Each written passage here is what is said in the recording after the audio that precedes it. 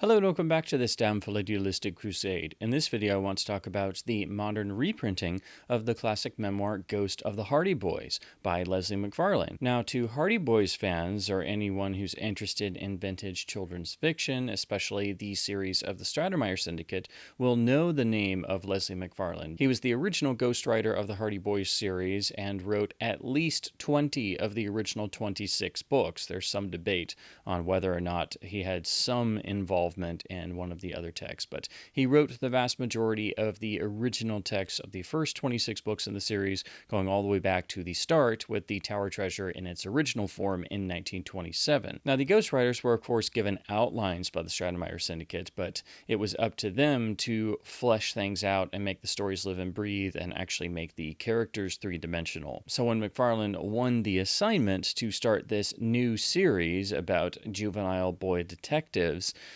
he had the basic gist of things that was developed by Edward Stratemeyer himself, and they basically just corresponded through mail. They didn't actually meet. But it was up to McFarlane to come up with everything and develop what he could within the framework he was given. And so if you've ever loved anything about the Hardy Boys series, even the later books that he had nothing to do with, or the revised text that changed and altered the works to be shorter and more streamlined, or in some cases entirely changed the plots and just kept the same title, but also the various continuing series after the original canon, basically anything to do with the Hardy Boys. If you've ever enjoyed anything in any aspect of the series, it all goes back to what McFarlane put in his original text. His writer's voice is the spark, the liveliness, and crucially the humor that made this series so successful starting in the 1920s and led it to becoming iconic for all generations. So to have the particular Hardy Boys flavor, whether the authors and publishers know it or not, they have to be at least retaining or aspiring to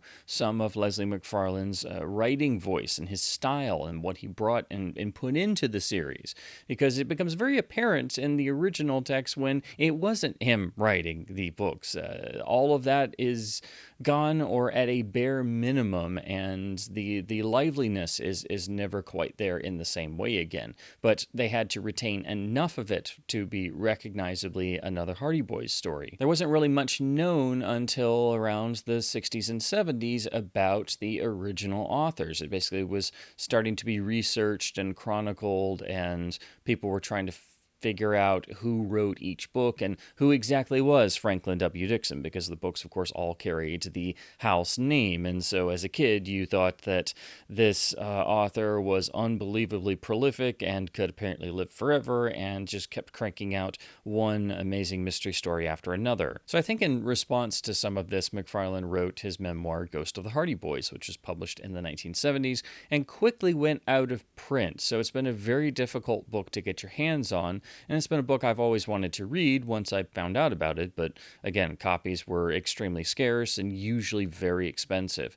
So this new reprint, which reproduces the entirety of the original version, but also gives us a nice new introduction, is a really beyond welcome thing for any Hardy Boys fan, but it's also such an outstanding memoir that it's wonderful for anyone who likes biographies and memoirs, because this is simply one of the most richly textured, detailed, lived in, and warm memoirs I've ever read. It's also one of the funniest books I've ever read in my life, and for anyone who's ever read an original text Hardy Boys story, that should be no surprise, because McFarlane's Hardy Boys stories are legendary and beloved for how lived in they are, how the characters are more three-dimensional, how there's an undercurrent of humor through everything that increases the world building, and they move at a certain pace that is perhaps a bit relaxed in areas, but it allows for the stories to feel natural in every beat. that is exactly how his memoir reads. And while it is not structured or giving you as much detail as a traditional biography, nor does it always go completely in chronological order, it is a memoir that you start reading and you simply don't want to stop because everything flows so beautifully in the way of someone looking back on their life and experiences. So, Ghost of the Hardy Boys does open with the basic gist of how he became a ghostwriter, how he became aware of the sort of Stratemeyer Syndicate, and how he even got the job in the first place, which was literally just an advertisement seeking an author for a certain flat fee. And that was, of course, for the Stratemeyer Syndicate. And he wound up getting his start with them, trying out some of the Dave Fearless books. And he would also, over the course of the years, ghostwrite some other works for the Syndicate, such as, I think, the first 4 books in the Dana Girls series. So this will let the reader know what it was like, not just living at the time and trying to become a writer full-time, but also basically living from check to check that you would get from these Stratemeyer Syndicate jobs where you were writing anonymously, given an outline, and sent a check for a flat fee afterwards with no real royalties. And that's what always typically seems to get discussed or focused on in terms of the ghostwriters, in that they only got paid flat fees and no one knew that they were the real authors and they got no royalties. So decades later, around the 1970s, it started to be dug into more, and McFarlane is kind of responding to that at certain points in the book. But it's refreshing to know that he didn't see it that way, that he does readily admit that getting the checks per book helped keep him and his family afloat, particularly during the Great Depression, because he kept writing books in the series long after he had already intended to stop. He only was going to do it for a couple years, and in fact started with the first 3 books, which I have here. These were done as breeder volumes, and the Stratemeyer Syndicate would do this when they launched a new series. They would only do 2, 3, or 4 books at the start and try to get all the kids interested in a series and see if it would take off, and then if it did and they sold enough copies, they would then keep going, because they had countless numbers of different series that would only last a certain amount of time, or some were only short-lived, or some only had a couple books, but it was the ones that would take root that would then continue. Of course, they'd already had success with the Tom Swift series, and just a couple years after the start of the Hardy Boys, they would go on to create their other most iconic series and the Nancy Drew books. McFarlane does not mince words about how he felt about these assignments. He essentially viewed them as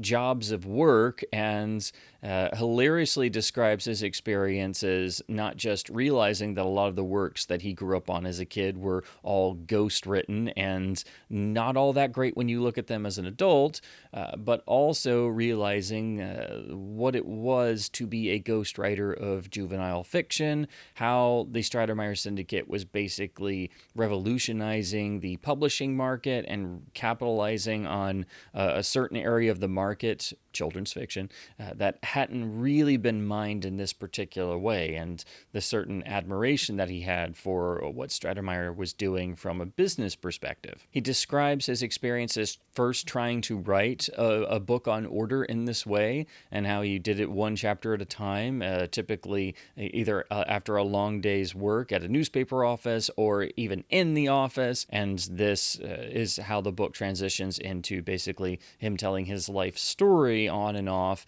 and the boys themselves in the books will sort of be peppered in and mentioned here and there, but it's primarily at the start of the book where you get all of what you're coming to the book for as a Hardy Boys fan, and then at the end it kind of comes back full circle to that, where he also talks about each of his books a little bit, so that way everybody gets a little bit or some nuggets of information that he can remember about their specific favorite book of his. Now, at first it might be a little disheartening to read that McFarlane basically looked at the Hardy Boys as a job of work, and sometimes it was something he just begrudgingly did because, of course, he needed the money, and it was something that he could do reliably, and he got into a sort sort of system of writing while still trying to become a full-time writer, and then eventually quitting his job and becoming a writer full-time and trying to make submissions to the pulp magazines of the era with the hopes of eventually, being a major name published author. But he makes it clear from the outset that it wasn't just that he looked at the Hardy Boys as a job of work, and it wasn't just that eventually he felt like he might be getting a little bit stale and he grew a little bit resentful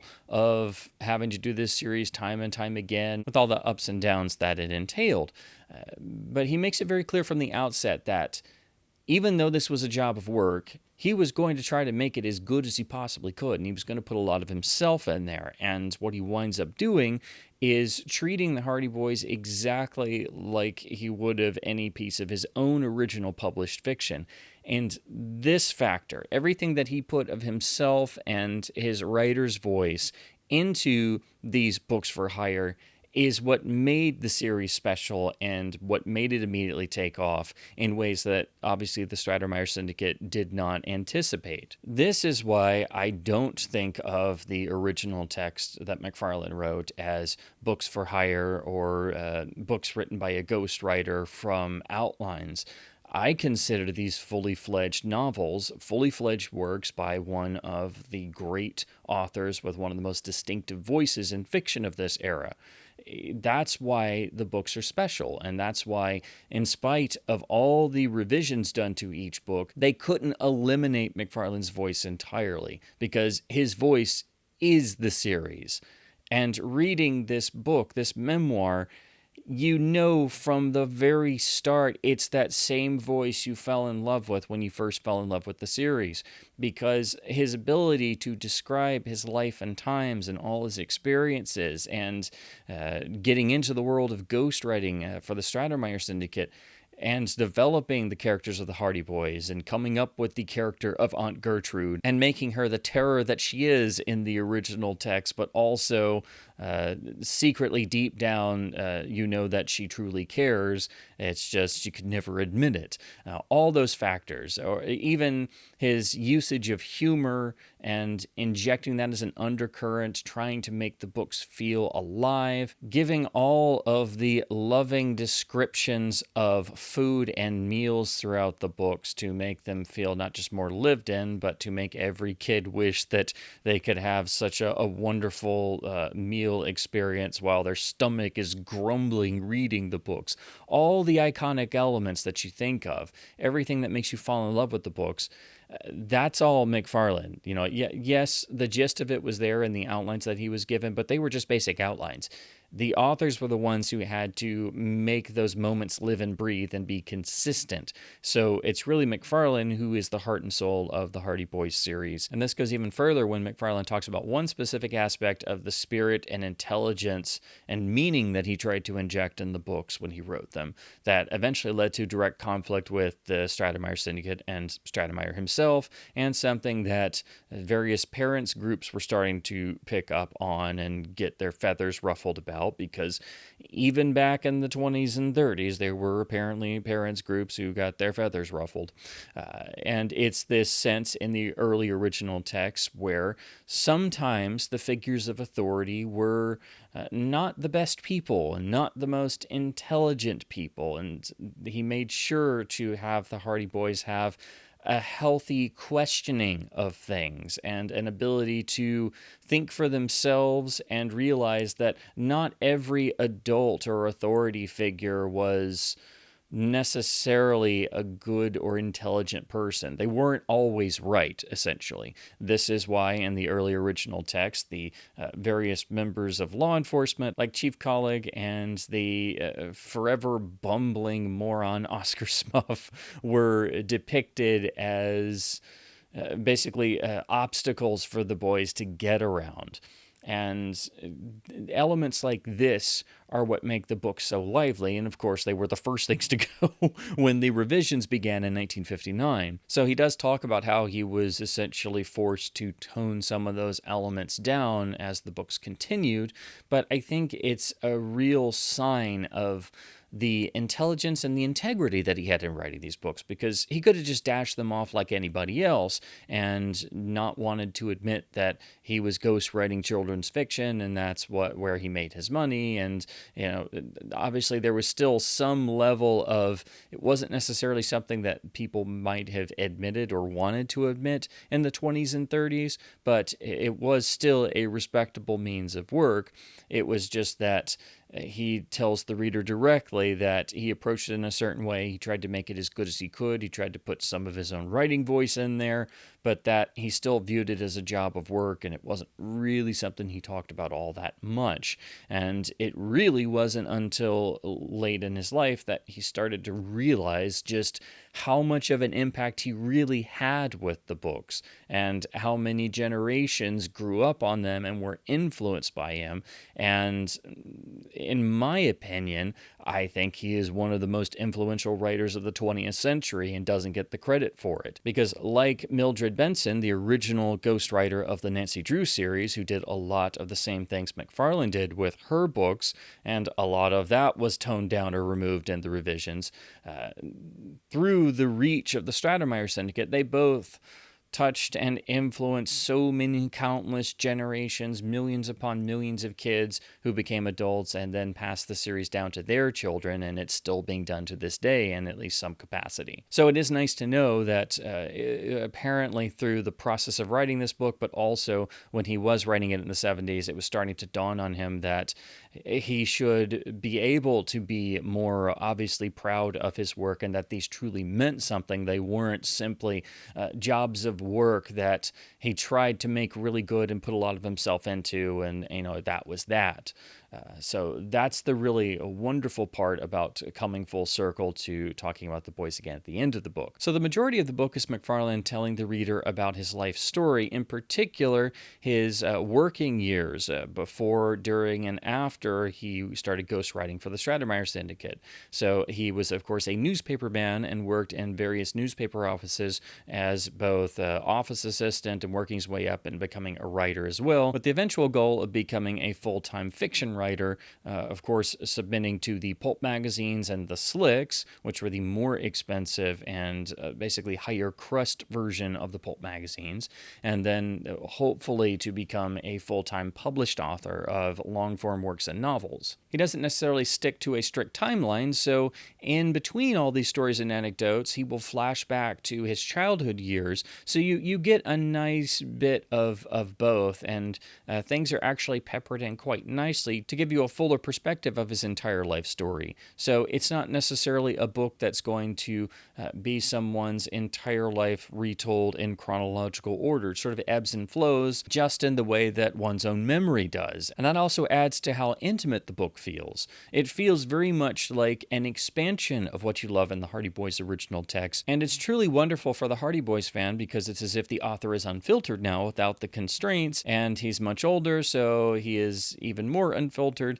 and so it's a very direct, intimate conversation with the reader, as if you're in their living room and they're just telling you stories from their life directly, but with that same absolutely unique, wonderful, lively charm and humor and outlook, with a healthy dose of skepticism when necessary, and just a particular spirit that seems so incredibly alien to where we are in 2026. For me, one of the great writing voices of all time, just completely let loose and being completely upfront with the reader about their life and times. And when I said that this book feels intimate with the reader, I absolutely mean that, because you will be reading this book and so enjoying it and come away with such a fuller picture of the person that you've known a bit about, or you will know so much more about the person's life and their outlook on the world and just their overall spirit, that when you finish this book, you will probably have the compulsion to just take the book and just kind of hug it to yourself afterwards, because it is that level of charming and involving and uplifting in the best possible ways. I do think it is one of the best memoirs I've ever read, even though it's not giving you every single detail of a person's life, blow by blow, essentially. The other unique element is that, of course, McFarlane was Canadian and was always working in and around the U.S. border, so he would work in different newspapers in both the U.S. and in his native Canada, and would move around and try his hand at a variety of different things, and had lived in both countries back and forth. His being a Canadian is really underlined in terms of the Hardy Boys when it's really confirmed here in this book that a lot of what makes up the mythical Bayport where the Hardy Boys live, right down to the famous Shore Road and the layout of the town and being around Barmouth Bay, was heavily inspired by McFarlane's childhood hometown in Haileybury, Ontario. So technically, the famous Bayport that you grow up reading about and you always think is somewhere in the American Northeast is actually based on a city in Canada. I think that being a Canadian who also worked in and out of the U.S.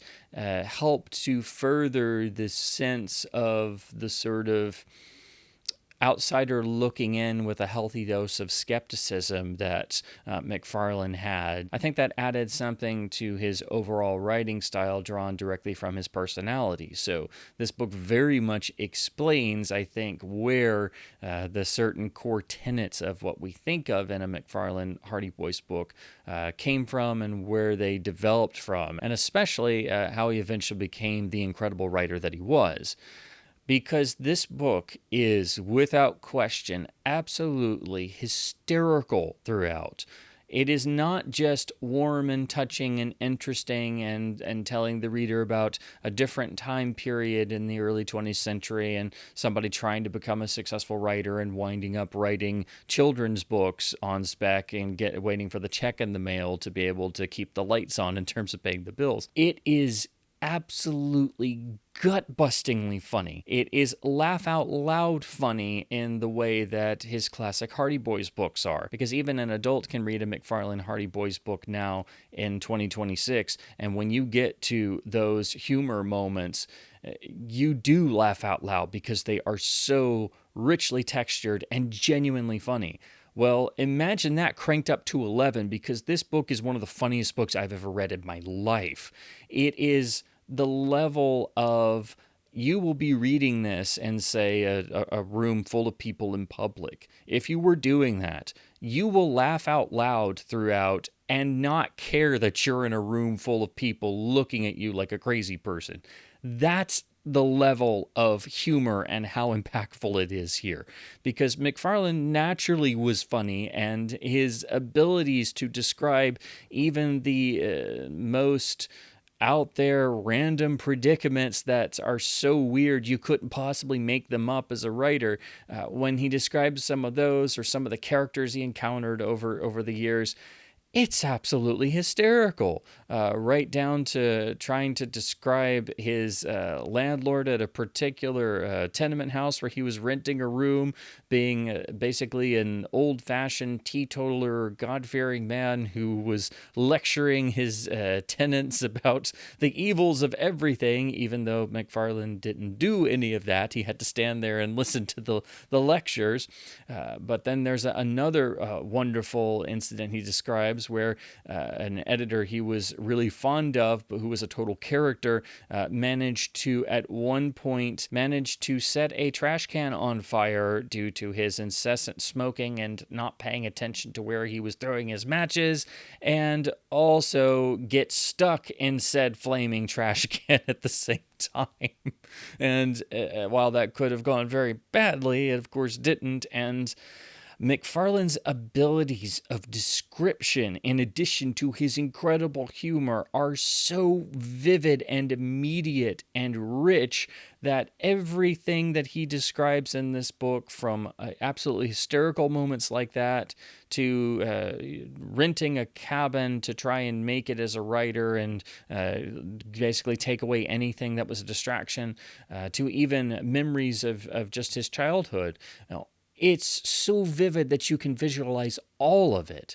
It starts to hit upon levels of some of the classic literary greats. I would say that if I had to nail it down in any one area, I would say that there are at least flashes of the feeling of Dickens and even Mark Twain in areas, in terms of just how vivid and fully realized the prose is, and how deeply textured all the various characters of McFarlane's life appear and feel. So this isn't just the memoir of someone who wrote a bunch of children's books in the 20s, 30s, and 40s. This is just a great work of literature to begin with, in terms of the writing and the craftsmanship and how beautifully detailed and textured it is. But oh my word, this book is hysterical. This is one of the funniest books I've ever read. That's why I would recommend this book to anyone. It doesn't have to be a book that only Hardy Boys fans read, or fans of memoirs, or people who like to read authors' memoirs. It's just a fantastically well-written book that I think anybody will get something out of. For those curious about McFarlane's life and career after he left the Hardy Boys series in the 1940s, he does talk some about where his career went, and how he basically had a complete change of industry, as he spent the rest of his career for a number of decades actually working for the Canadian government, making various films and documentaries, some of which were award-winning. And so this actually started to begin as he was finishing up his time in the Hardy Boys world. And so after stopping writing the books, he would only occasionally think about them, but not really all that much until much later in his life. And so I think writing this book in 1975 was really his sort of coming full circle with the books, and realizing that he actually did make an impact. He hadn't really thought about it in that light before. And the book touchingly concludes on his being interviewed by someone who actually grew up with the books, and is actually talking to him about what the books actually meant to him directly as a kid, and how he has passed on the books as well, and trying to convey just how deeply the books affected him, and even telling McFarlane that the Hardy Boys books made him a reader to begin with, which is what happened for me, and I think a lot of people who grew up on the Hardy Boys and Nancy Drew books and came to them very early. They really instill a lot of what makes a person a reader right there from the start. And then it touches on the revisions, where McFarlane wasn't really all too aware of the level of the revisions. And so he then is kind of confronted with that in a sort of deeply ironic twist of fate, that yes, his works actually did truly mean something, and they've influenced all these people, and they're still in print, but the updated, revised versions aren't just slightly tweaked to remove dated references to the 20s, 30s, and 40s, but they are heavily condensed and rewritten throughout. So his books do survive, but his writing voice has to struggle to be heard more than the originals, which were so full of life. Sadly, McFarlane would not live too much longer after the publication of Ghost of the Hardy Boys in 1976, as he passed away in 1977.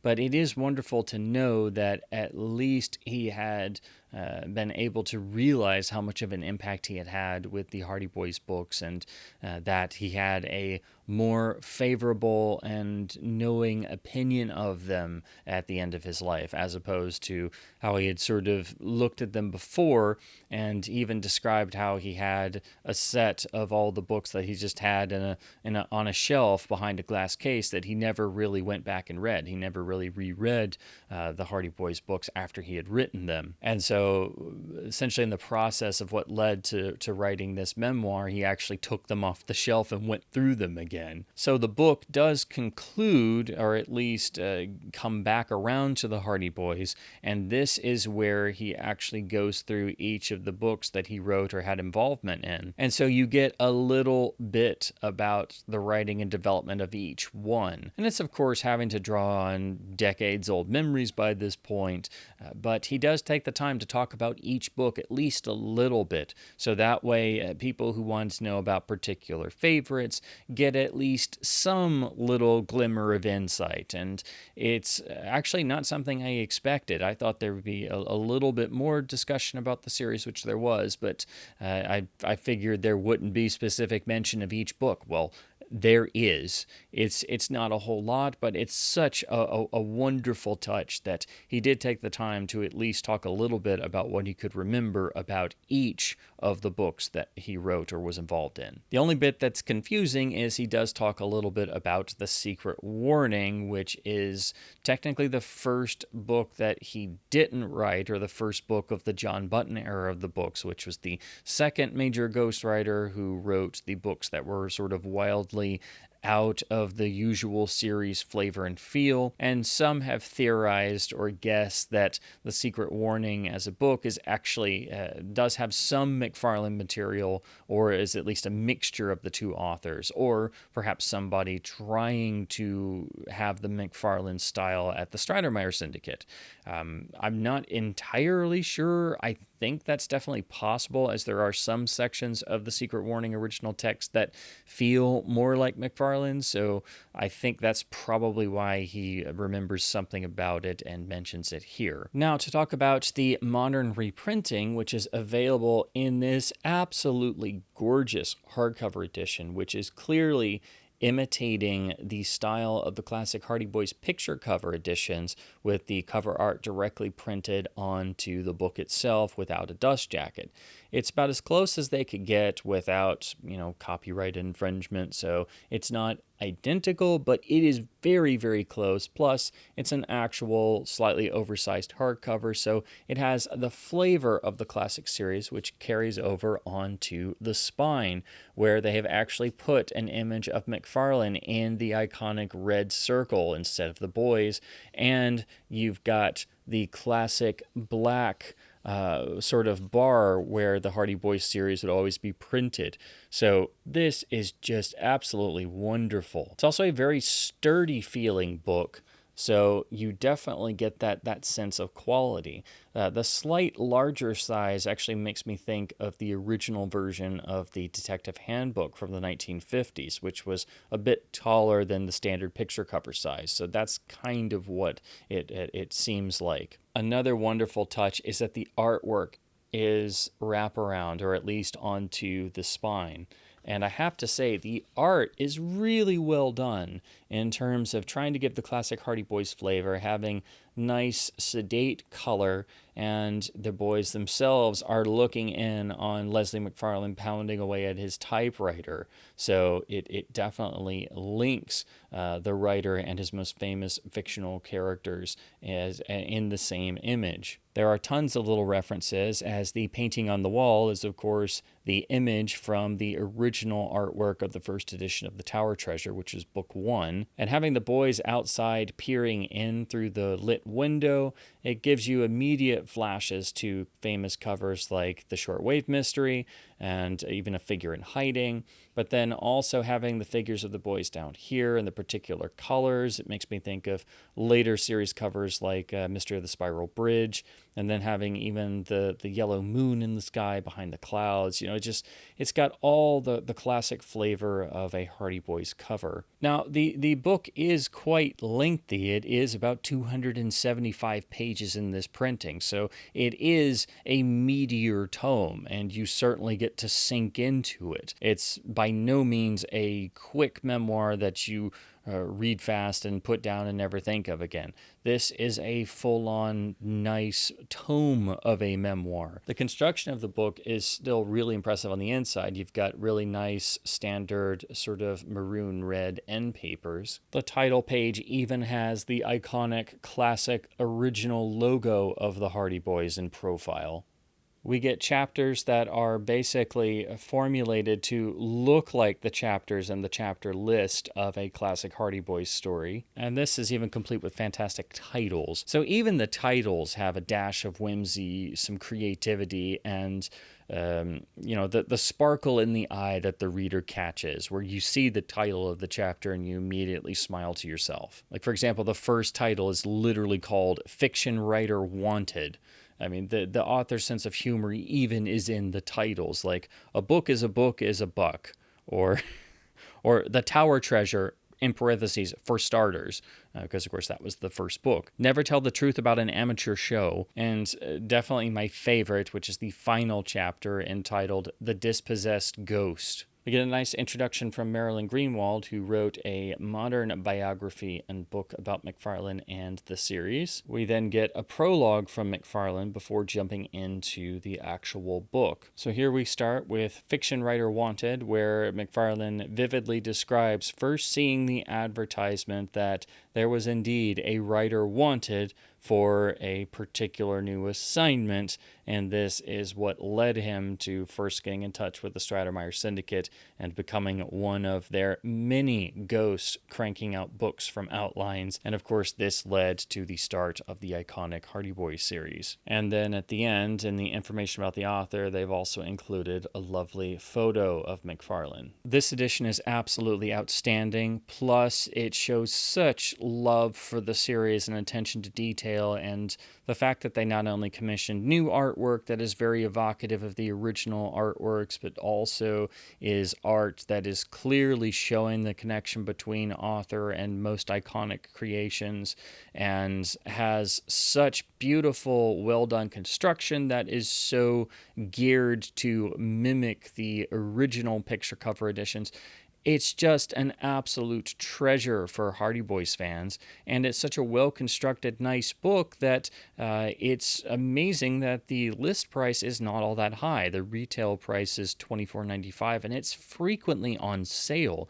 This is still typically, I think, mostly available through Amazon, and I've seen it for as low as like $14 on there, brand new. So this is definitely a book that anyone can afford, and it's such a beautifully well-made book that it's a book you can read and put on the shelf and come back to a lot, and also just enjoy looking at and holding in your hands. So I'm so ecstatic that Ghost of the Hardy Boys is now in print again in such a beautiful edition that is also incredibly affordable.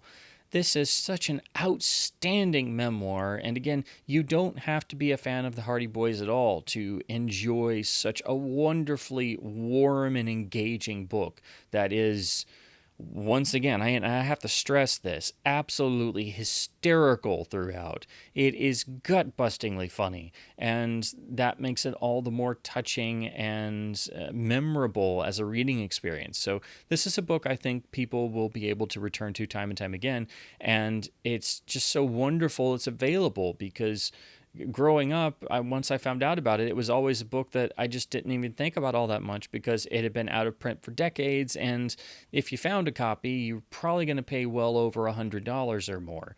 It's not been a book that's been readily available, since 1976. So this modern edition is so incredibly welcome, and it gets my absolute highest recommendation. Whether you're a fan of the Hardy Boys or not, this is a wonderful piece of work. It is so warm and inviting and engaging and entertaining that I think anybody will get something out of this. And it's such a beautiful edition, and it's so incredibly affordable that I think everybody should have a copy of this in their library, because it's one of the best memoirs I've ever read. It is so engaging that I think it underlines everything that fans admire about McFarlane's writing in terms of the Hardy Boys books, and it makes you want to go seek out his other writing, which unfortunately is not all that much available, as he did a ton of writing for different pulp magazines and other things, for example. So